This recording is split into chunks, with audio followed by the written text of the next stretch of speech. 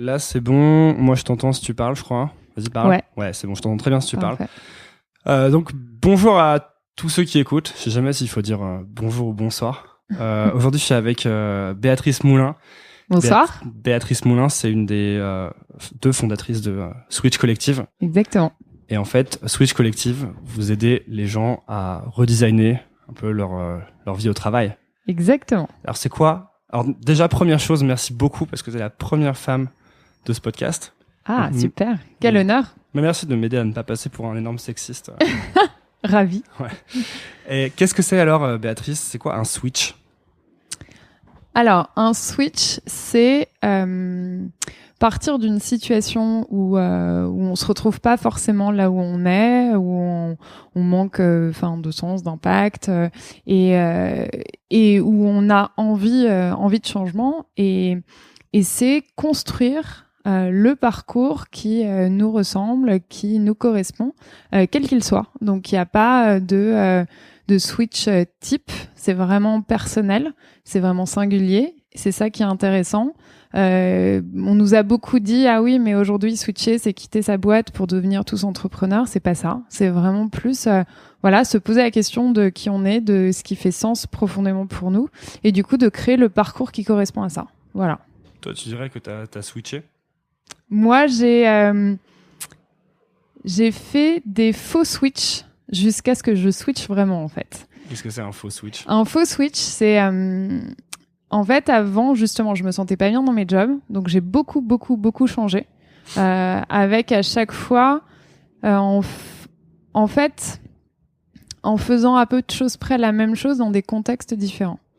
Et jusqu'au moment où je me suis rendu compte que aujourd'hui, je me limitais entre guillemets parce que je pensais qu'en ayant fait une école de commerce, en m'étant orientée vers le conseil, vers l'innovation, il fallait que je reste absolument là-dedans. Donc, je cherchais d'autres environnements où exercer exactement ces choses-là. Et en fait, à chaque fois, j'avais exactement le même constat. Je me sentais pas bien. J'avais l'impression d'être confrontée aux mêmes problématiques, de manque de sens, etc. Jusqu'au moment où je suis plus partie dans un questionnement plus large. Et je me suis vraiment demandé, OK, qu'est-ce qui a du sens pour moi? Et à partir de là, j'ai commencé mon vrai switch, jusqu'à créer Switch Collective. Donc, tu faisais des sortes de petites réorientations, c'est ça, mais sans jamais sortir de la boîte? Exactement. Parce que tu étais allé, donc tu as fait l'EM Lyon, c'est ça? Exactement. Et ensuite, tu es entré en conseil? Ensuite, non. Différentes grandes boîtes? Alors, déjà à l'EM, en gros, j'ai beaucoup changé. J'ai fait à peu près tous les stages possibles et imaginables. J'ai fait du marketing, je me suis rendu compte que ça me correspondait pas, donc je me suis dit next. J'ai fait de la finance, ça me correspondait pas, donc next. Je suis allée jusqu'à faire de l'événementiel et pareil, ça me correspondait pas du tout. Et du coup, je me suis un peu retrouvée face à un questionnement existentiel en fin d'école de commerce où toutes les voies vers lesquelles on nous pousse, en fait, aucune me correspondait. Et du coup, j'ai repris une année d'études et j'ai fait un master 1 en sociaux. Et donc ça a été déjà une des premières années où je me suis un peu réorientée, où je me suis rendu compte que je voulais faire les choses autrement. Et après, effectivement, je suis allée en conseil sur un tout petit cabinet qui faisait du conseil en développement durable parce que je m'étais rendu compte que la problématique du développement durable était une problématique qui me touchait beaucoup, etc., etc. Comment ça se fait que il y a autant de personnes en école de commerce qui sachent pas, qui arrivent vraiment pas à trouver leur voie, même en essayant beaucoup de choses? Parce qu'en fait... Est-ce que c'est propre à l'école de commerce? C'est propre à la façon dont on finit, enfin, à la raison pour laquelle on finit en école de commerce. C'est-à-dire qu'on finit en école de commerce généralement parce qu'on se dit c'est une bonne voie, ça reste généraliste, donc je trouverais c'est un choix rassurant, mais en même temps on fait pas de choix. Et donc finalement, c'est comme si depuis depuis le début, on repousse le fait de faire des choix et le fait de faire le choix de se poser la question qu'est-ce qui me correspond vraiment et qu'est-ce que j'ai envie de faire.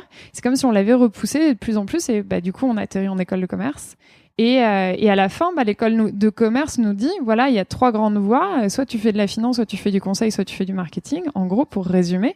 Et donc finalement on finit dans une des voies un peu par défaut en se disant c'est celle-là qui me correspond le plus. Donc on prend juste les voies par défaut. Exactement. On suit des voies toutes tracées. Et qu'est-ce qui se passe donc si on suit ces voies toutes tracées, au bout d'un moment, forcément, est-ce que forcément, au bout d'un moment, on arrive et on se réveille et on se dit mince, je suis pas dans une voie qui me correspond. Et c'est là que Switch intervient un peu. Alors, c'est pas forcément. Il y a des gens à qui ça correspond très bien et fort heureusement. Et il y en a d'autres à qui, ça correspond moins et qui, effectivement, un jour se disent, qu'est-ce que je fais là, en fait? C'était pas du tout, quand j'étais petit, je rêvais pas du tout de ça. Toi, tu rêvais d'un truc quand t'étais petite? Alors moi, quand j'étais petite, je rêvais d'être astrophysicienne parce que, donc c'était complètement lunaire et puis très rapidement, je me suis rendu compte que ce serait absolument pas possible et faisable. Mais ça faisait partie de ces choses. Enfin, voilà, on s'imagine toujours un métier un peu particulier et en tout cas faire quelque chose qui nous passionne quand on est petit. Et alors, on se résigne après?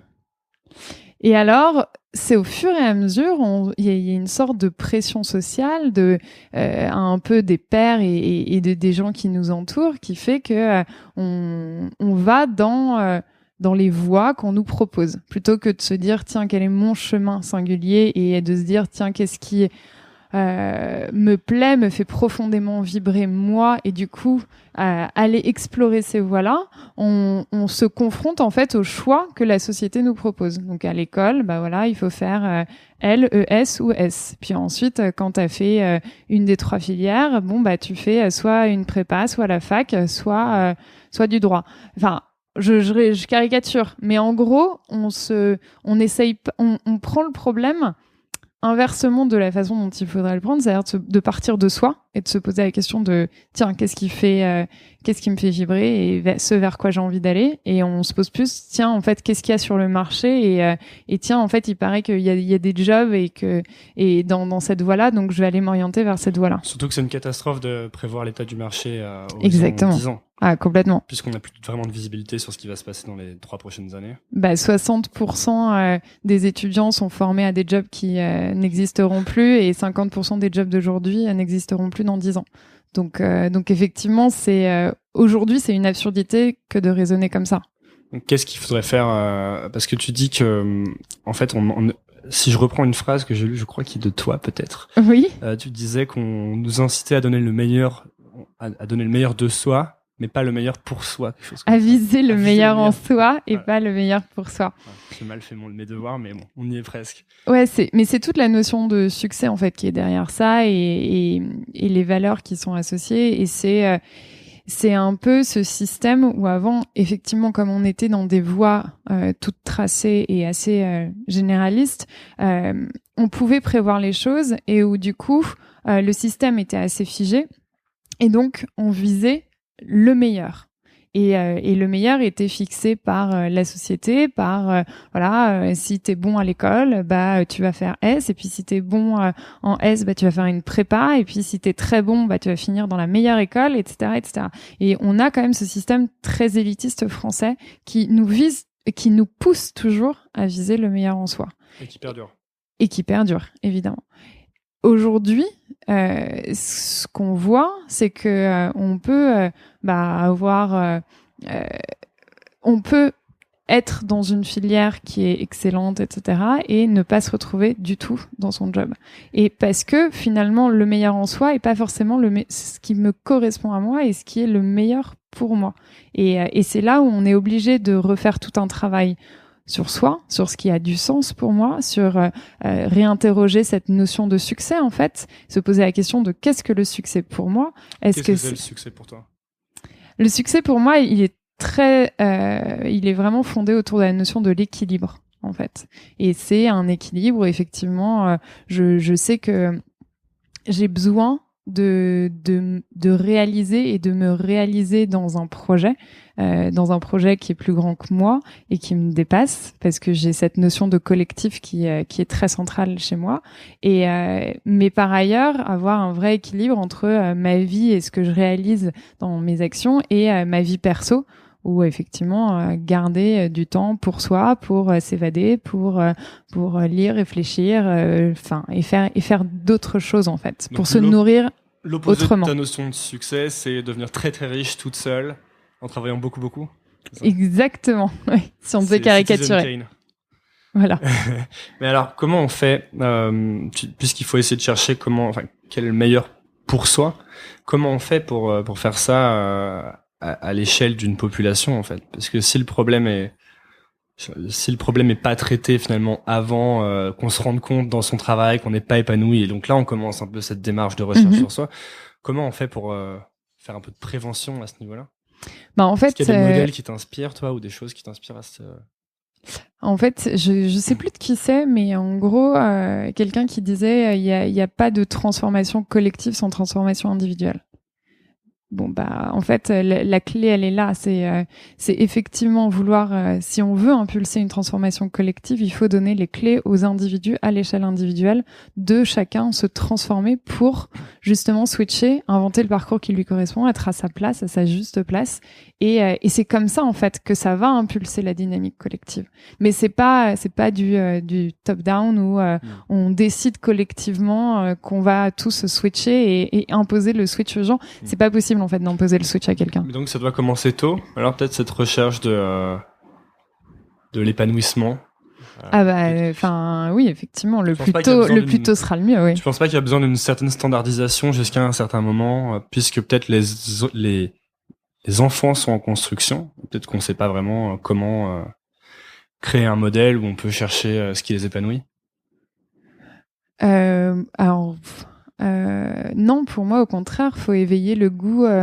Alors, c'est pas le goût de la singularité pour chercher absolument à être singulier, mais c'est vraiment le goût de l'affirmation de soi, enfin l'affirmation et l'expression de soi en fait, et l'expression de soi dans effectivement toute sa singularité et oser être soi-même entre guillemets plutôt que de rentrer dans des voies standardisées, dans des schémas standardisés, dans des stéréotypes. Donc pour moi, au contraire, faut le plus tôt possible éveiller les enfants. Mais d'ailleurs, les enfants, à la base, sont totalement dans l'expression, mais naturelle de leur singularité et ils cherchent pas du tout. Et c'est nous qui essayons de les mettre dans des moules et dans des cases. Et en fait, il faudrait juste les laisser être ce qu'ils sont et continuer comme ça, en fait. Qu'est-ce qu'on pourrait changer à petite échelle pour favoriser ça pour les enfants à l'école, par exemple? Là-dessus, je pense qu'il faut regarder sur toutes les nouvelles écoles alternatives qui commencent à se monter, l'école Montessori, mais aussi l'école, alors je sais plus comment elle s'appelle, mais l'école américaine sans aucune règle, qui visiblement a derrière des résultats absolument bluffants. Il y a beaucoup de choses qui se créent à ce niveau-là et qui sont hyper intéressantes. Pour en revenir à Switch, ouais. Non, parce que on va pas partir pendant des heures sur les enfants et l'éducation. Switch, c'est quelque chose que vous avez créé en novembre dernier. Exactement. Après la formation Coup d'État de The Family. Alors 1 an après, ouais. 1 an après la formation Coup d'État de The Family. Est-ce qu'il fallait vraiment cette impulsion de The Family pour que tu te lances dans l'entrepreneuriat, toi? Alors, oui, complètement. Pour ceux qui écoutent The Family, c'est un accélérateur de start-up à Paris, qui fait des formations entrepreneuriales. Exactement. Oui, complètement, parce que, en fait, ça remet complètement les idées en place. Moi j'ai fait Coup d'État pour entre guillemets les mauvaises raisons, mais derrière c'était quoi les mauvaises raisons? J'ai fait Coup d'État parce que je me disais j'étais plus bien là où j'étais.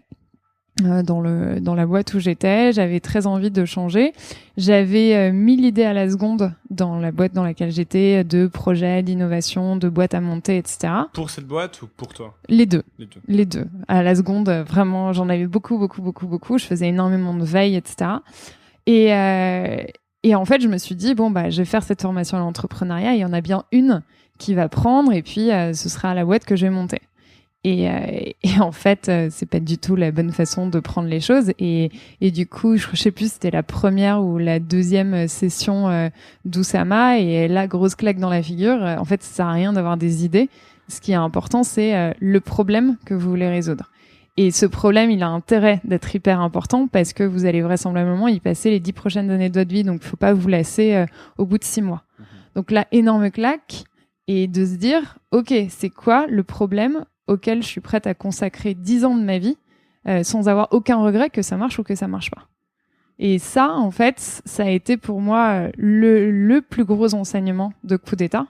Et ça m'a complètement remis des idées en place sur la façon d'aborder le sujet de l'entrepreneuriat. Et derrière, par ailleurs, il y a effectivement il y a eu aussi toutes les autres conférences et toutes les connaissances pratiques que ça peut donner, les réflexes que ça peut donner, qui sont indispensables en fait le jour où on se lance.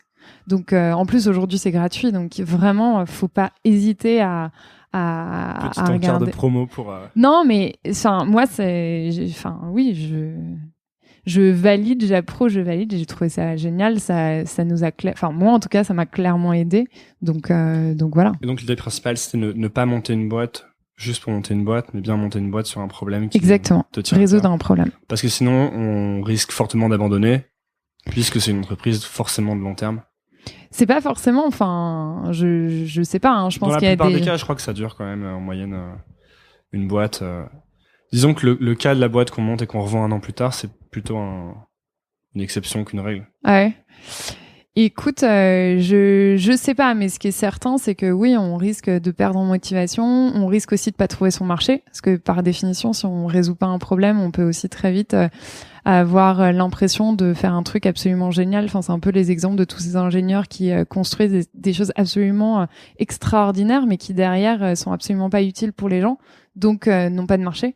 Et en fait, c'est du bon sens. Résoudre un problème, c'est le meilleur moyen de se dire que bah oui, on va être utile pour les autres et ils seront peut-être prêts à mettre de l'argent pour la solution qu'on va leur offrir. Et donc vous, le problème que vous résolvez, ce sont ces gens qui aimeraient recréer un peu leur environnement de travail, en tout cas qui trouver quelque chose qui soit plus adapté à. C'est tous ceux qui se retrouvent plus dans leur job, qui ont profondément envie de changer et qui savent pas par où commencer.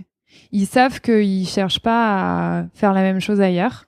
Donc tout ce que leur proposent les cabinets de chasseurs de tête leur correspond pas du tout. Et du coup, ils se retrouvent face à un marché du travail qui vient les voir pour ce qu'ils savent faire, alors qu'ils ont profondément envie de changer. Mais du coup, ils savent absolument pas vers quoi aller. Ils osent pas aussi parce qu'ils se disent non mais attends, enfin j'ai fait je sais pas des études en école de commerce et j'ai aujourd'hui envie d'ouvrir mon resto. Non mais je suis pas légitime, je peux pas le faire, etc. Donc il y a beaucoup de croyances limitantes aussi parce qu'en France la légitimité. Ouais. Grosse.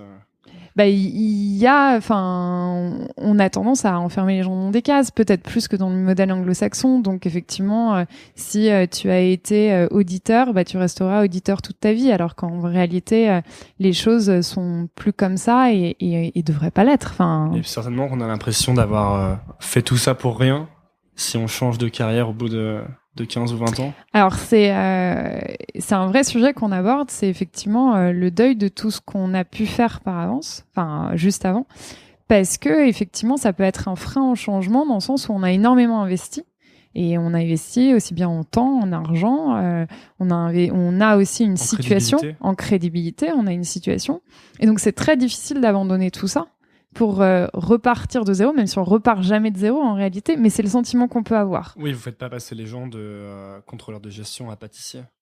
Non.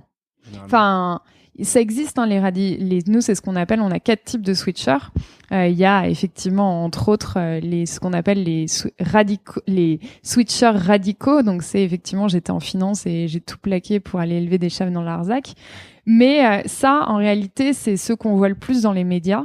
Parce que voilà, c'est une très belle histoire. Donc, les médias adorent mettre le coup de projecteur dessus. En réalité, ça représente une partie, mais infime, des switchers. Et il y a énormément de switchers qui sont plus sur des profils classiques, qui soit sont des switchers entrepreneurs. Donc, je quitte une boîte pour monter la mienne. Des switchers, ce que nous on appelle les switchers slashers. Je quitte une boîte pour me lancer en freelance ou pour devenir indépendant. Et donc, m'organiser comme je le souhaite, etc., etc. Ou un troisième cas qui est moins connu, alors qu'en fait c'est un des plus fréquents, c'est ce qu'on appelle les corporate switchers. C'est je réinvente mon métier au sein de ma boîte ou au sein d'une boîte similaire. Mais j'exerce le même métier, mais je le réinvente de l'intérieur. Comment ça se passe alors, par exemple? Ça se passe, c'est je me rends compte que le métier tel que je l'exerce pourrait être exercé autrement. Et donc, je vais proposer, donc c'est plus du démarchage interne, hein, je vais chercher des partenaires et des appuis en interne pour démontrer qu'en fait, ma vision des choses, la façon dont je vois évoluer mon métier et la façon dont je pourrais le performer autrement, est plus valable et plus juste, et donc que les gens me fassent confiance en interne pour que je mette ça en place. Ou autre situation pour d'un corporate switcher, c'est je suis sur un métier, par exemple, la dernière fois on organise des pitchs sur Switch, et la dernière corporate... Qu'est-ce que c'est un pitch sur Switch ?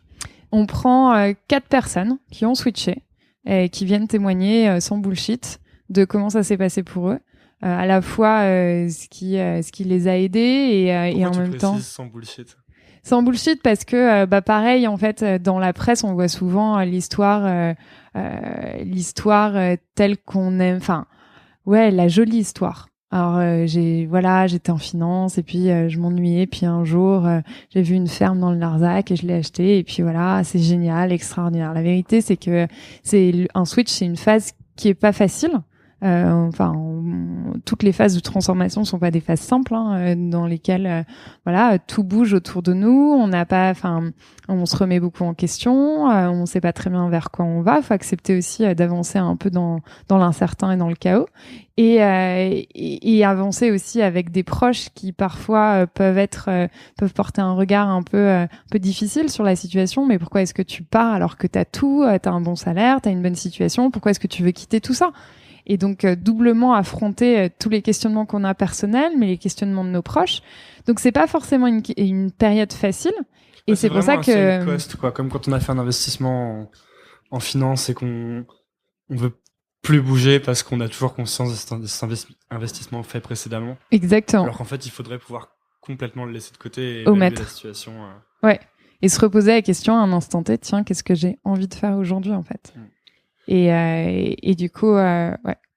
Et donc, il y a l'autre type de corporate switcher, c'est plutôt quelqu'un qui effectivement était dans un métier au sein d'une organisation. Et par exemple, la dernière qui est venue au dernier Pitch sur Switch, c'était Mathilde Lecause, qui était auditrice chez Mazars et qui aujourd'hui a inventé son poste au sein de Mazars, et elle est directrice de l'innovation RH.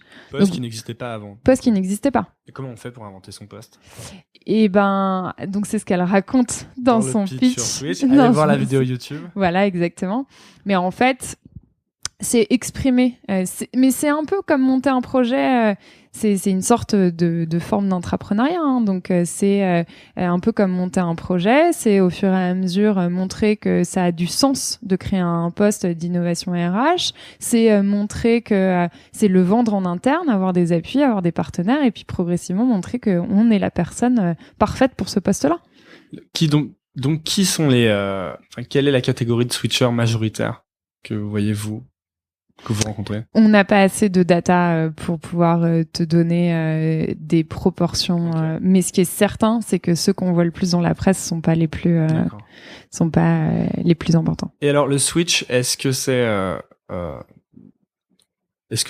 quelque chose de réservé finalement à ces profils qui ont fait une école de commerce et qui sont dans des grandes entreprises, mais qui se rendent compte qu'ils sont pas vraiment épanouis, ou est-ce que c'est plus large, s'étend à une plus grande partie de la population?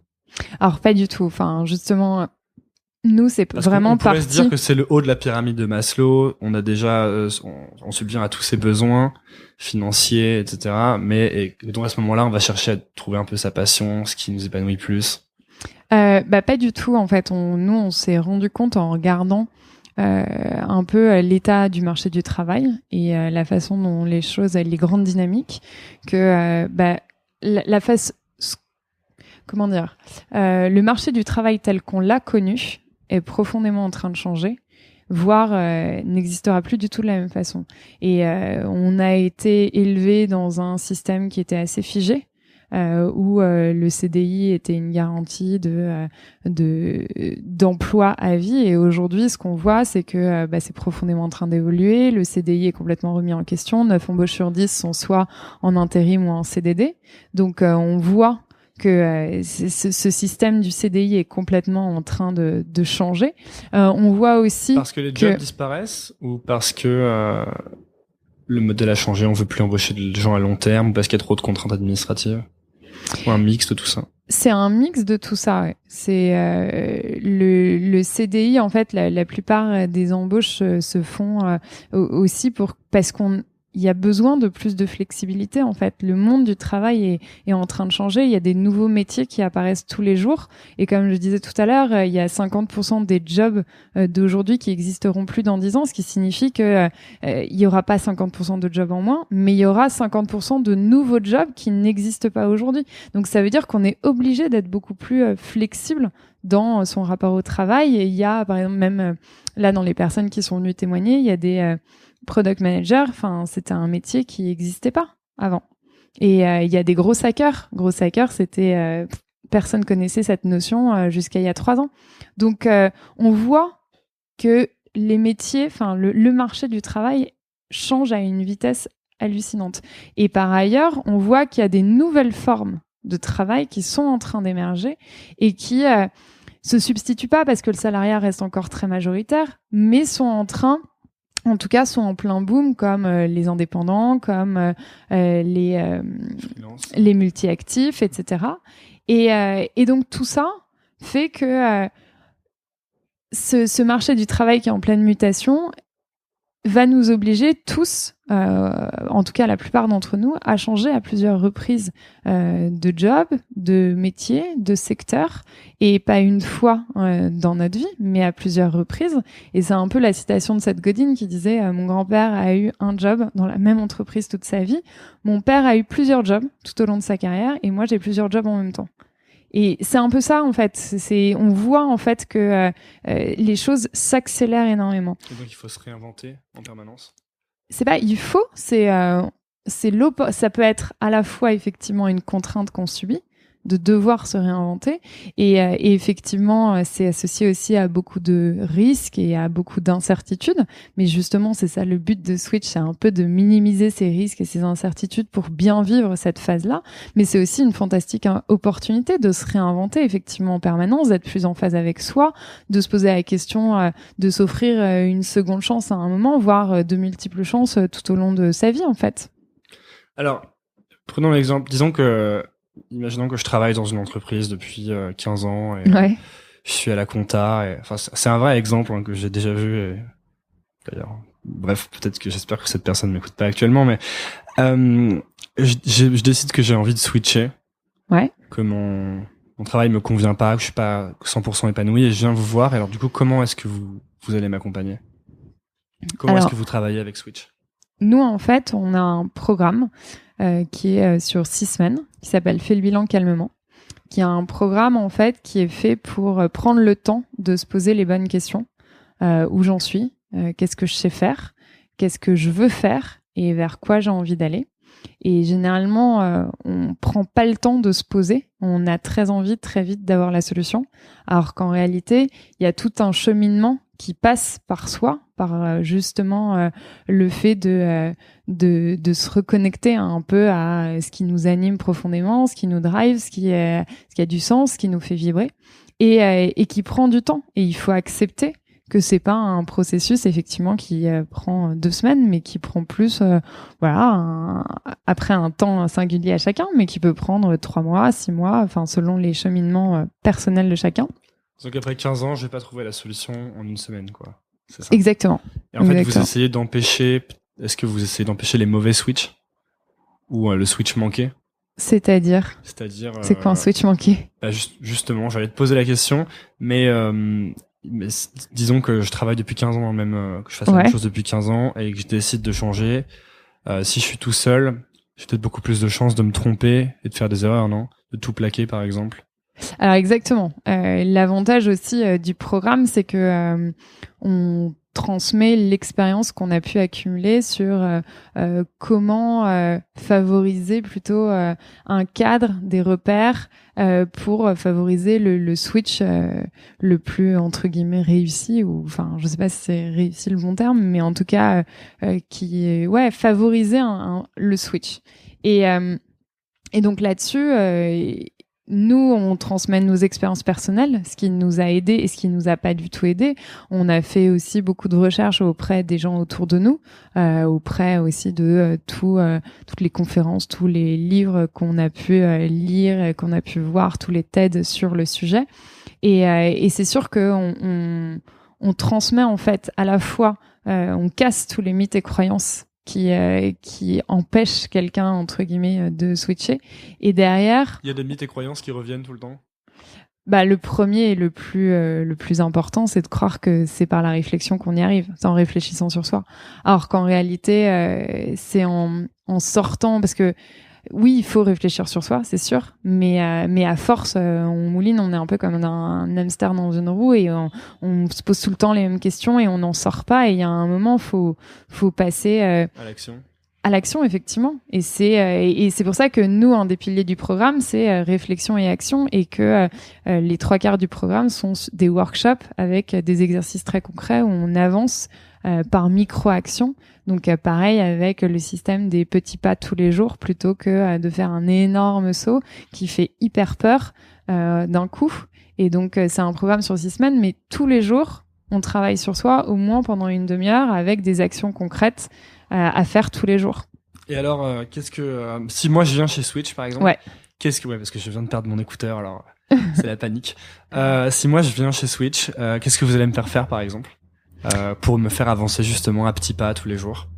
Alors, il y a plusieurs choses. Il y a à la fois donner un peu une compréhension de ce qu'on est en train de vivre. D'accord, et ça, c'est très important de le situer un peu, de comprendre les enjeux à l'échelle macro de cette transformation du travail, pour se rendre compte que, en fait, non, contrairement à ce que me disent les gens, c'est pas moi qui suis en plein questionnement existentiel, ou c'est pas de l'ordre de la névrose individuelle. On est vraiment en train de vivre une transformation collective. Et du coup, ça, tout de suite, ça relâche la pression, et de se rendre compte que, ok, en fait, on va tous switcher à un moment ou à un autre.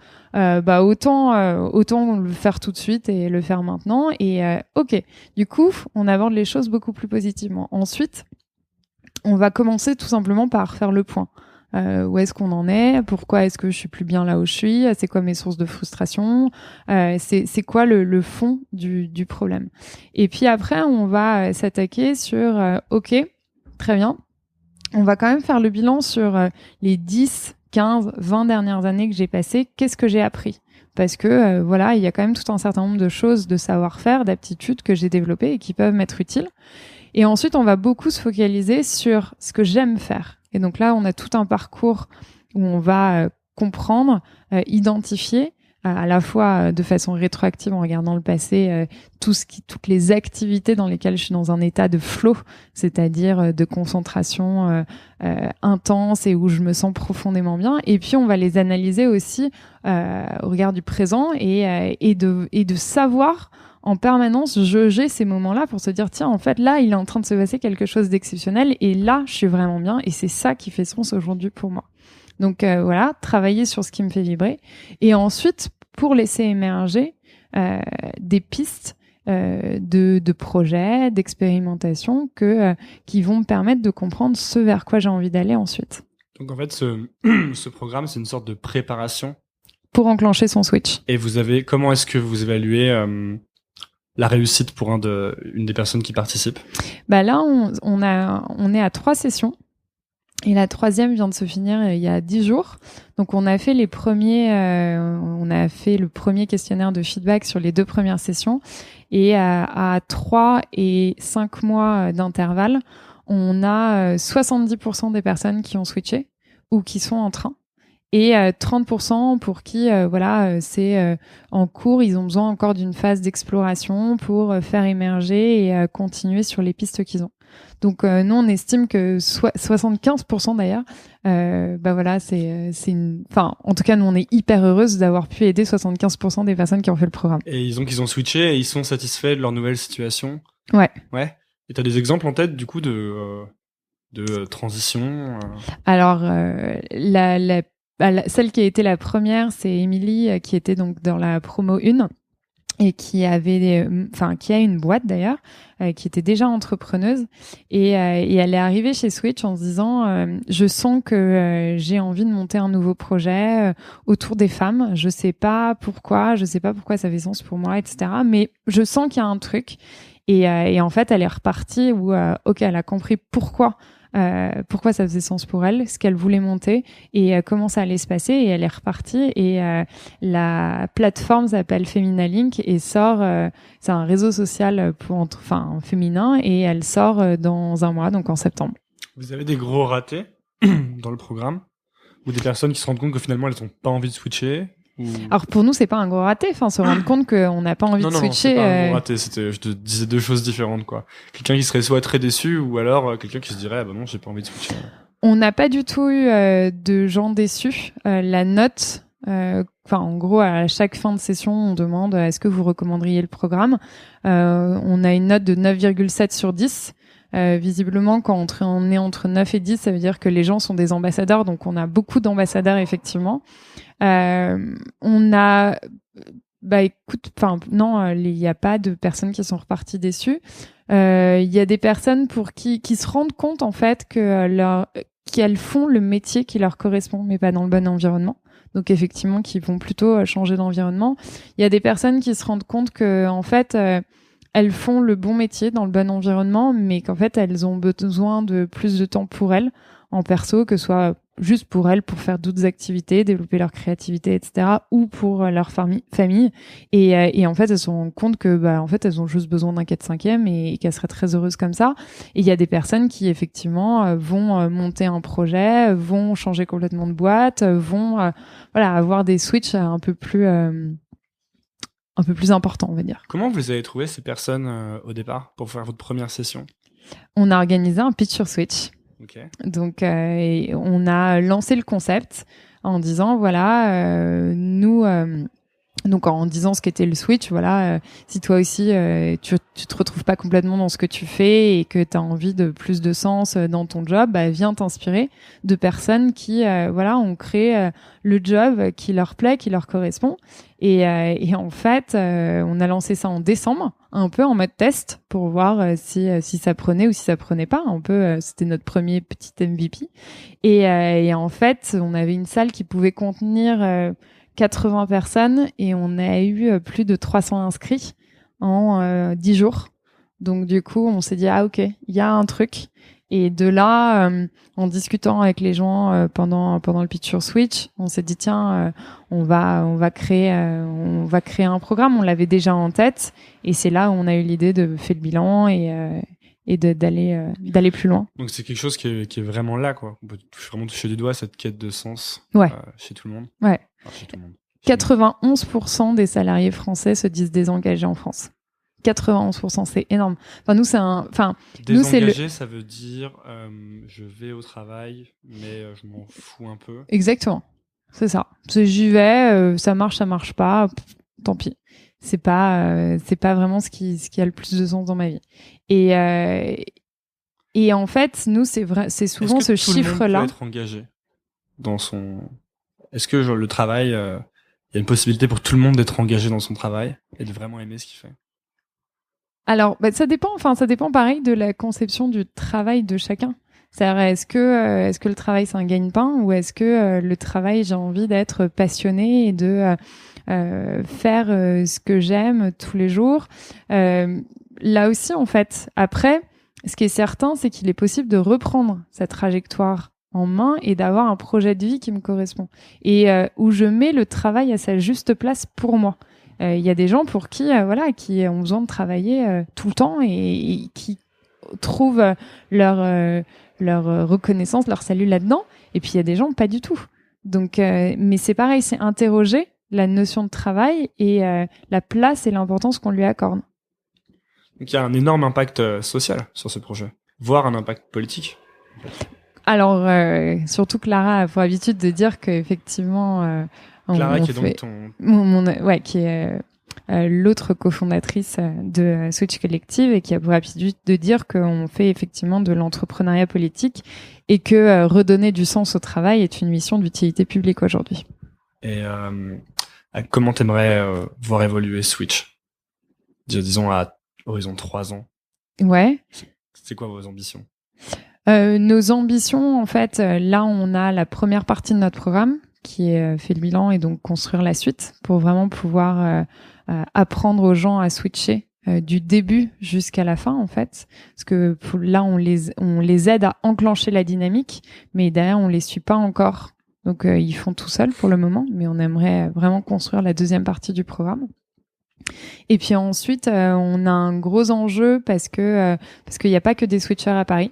Donc on a beaucoup de gens qui nous demandent et en province et à l'étranger. Donc d'ailleurs, le site est en anglais. Le site est en anglais effectivement parce que au début tout ce qui nous venait sur ce sujet, déjà nous venait en anglais et puis pareil pour nous le switch c'est pas du tout une question française, c'est vraiment une question. On est entré dans l'ère du switch à l'échelle mondiale. Donc pour nous ça n'avait pas de sens de faire un projet franco-français. On a tout de suite vu que c'était un sujet global, quoi. Donc s'il y avait des personnes qui nous écoutent et qui pensent à switcher, Ouais. qui se reconnaissent dans ce que tu dis, vers quoi tu les enverrais en premier si tu devais leur donner, je sais pas, peut-être un livre ou une vidéo à regarder En fait, ça dépend de là où t'en es et des besoins que t'as, en fait, parce qu'effectivement, c'est plus se poser la question, qu'est-ce qui aujourd'hui, faire le point sur ta situation et qu'est-ce qui aujourd'hui te bloque et t'empêche de switcher.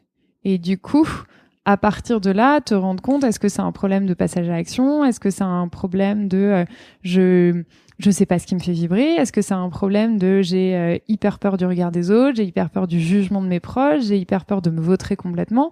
Et à partir de là, taper le sujet en question sur Google et sur TED et là t'as donc les vidéoconférences exactement américaines.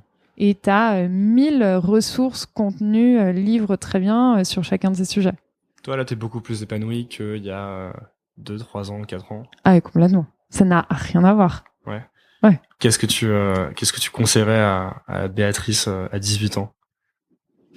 Béatrice à 18 ans, elle voulait être psy et elle a eu la bonne idée d'écouter sa grand-mère qui lui a dit non mais attends, tu vas pas être psy, tu vas pas écouter le problème des gens toute ta journée, ça va être juste l'enfer. Est-ce que c'est pas un peu ce que tu fais Et ben justement, je suis revenue complètement à ça et en fait après il y a pas de regret à avoir, c'est-à-dire que si à 18 ans j'avais été, je m'étais écoutée et effectivement j'avais été sur des voies plus classiques, psy, etc., je pense que j'aurais jamais eu ce regard que je porte aujourd'hui, qui est vraiment un pas de côté par rapport à tout le marché des thérapies, des développements personnels, etc., et qui vient de tout le bagage que j'ai pu accumuler pendant les 10 dernières années. Ce qui fait que c'est un sentiment qu'on peut très souvent avoir quand on switch, de tout quitter, de tout lâcher et finalement de repartir de zéro, alors qu'en réalité, finalement, on se rend compte a posteriori que tout a un sens et qu'en fait, si on est passé par là, par tout le bagage qu'on a accumulé, est un bagage inestimable et qui fait qu'on voit les choses différemment quand on s'oriente sur un nouveau projet. Pour ceux qui écoutent, comment est-ce qu'ils font pour trouver Switch? Ou pour te trouver, si on doit les envoyer quelque part? Switchcollective.com, le site fait le bilan calmement.com, notre page Facebook, notre compte Twitter, voilà. Ok. Il y a tout. Merci beaucoup Béatrice. Merci à toi Antonin. Et puis bonne soirée. Merci à toi aussi. Salut.